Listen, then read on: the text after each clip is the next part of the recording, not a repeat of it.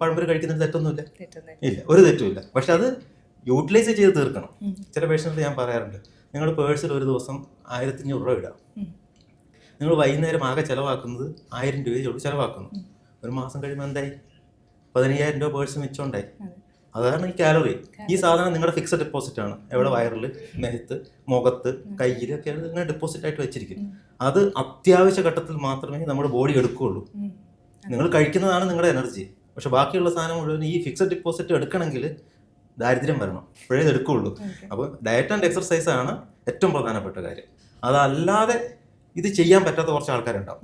കാരണം for example ഇപ്പോൾ മുട്ട് ഭയങ്കര വേദന, നടക്കാൻ പറ്റുന്നില്ല, ഒരു എക്സർസൈസ് ചെയ്യാൻ പറ്റുന്നില്ല ആൾക്കാർക്ക് ഒരു അവരുടെ രണ്ടാമത്തെ ജീവിതം തുടങ്ങാനുള്ള ഒരു കൈത്താങ്ങായിട്ടാണ് നമ്മൾ ബരിയാട്രിക് സർജറി പറയാറ്.